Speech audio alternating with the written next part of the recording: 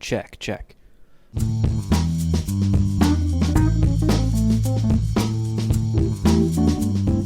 Ah, cool. Look at that sunrise over Manhattan, New York City. All right, so we've already talked about boring stories, your truthful boring stories. And let me clarify a little bit. I want you to write a lot. They don't have to be perfect first drafts with beginnings, middles, and ends. Just make a list of ideas or topics of stuff that you think you could possibly write about and then eventually talk about. Make bullet points or outlines. And if you get a full first draft of something, that's great. These are all going to be edited later. The reason I really stress I want these to be boring stories is because we're going to find the comedy in these boring, truthful things about yourself, honest ways about how you see the world. We're going to eventually, in like a second draft, we're going to exaggerate or embellish two things.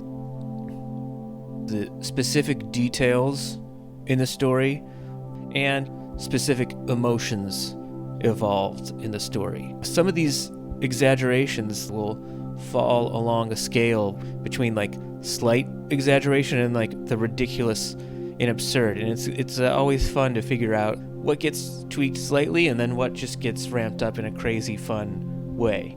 Is this lying? No, this is like artistic, poetic license.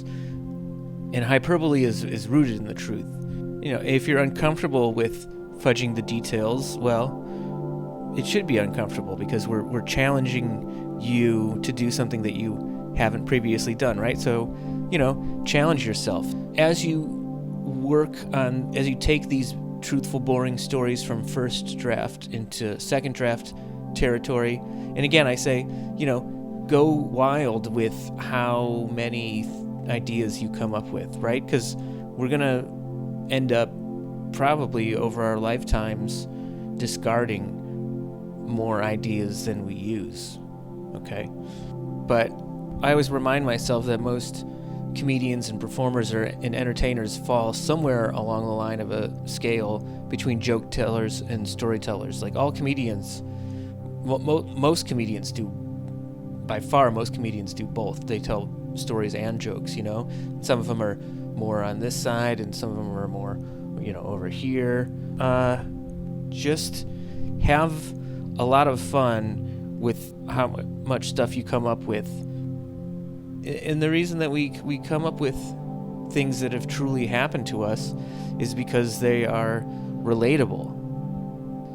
And it's fun to think of ourselves, as comedians, as tapped into some sort of like higher purpose or, like connected to some otherworldly or new agey spiritual muse or something like that.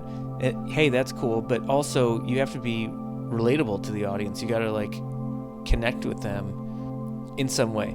A lot of good things to ignite ideas for you is just think about all your relationships: parents, siblings, significant others, friends, coworkers, acquaintances, strangers. You can think about archetypes, and other things to think about are jobs or society, politics, personal habits, beliefs, thoughts, dreams, fantasies. This is all fertile territory for what to write about.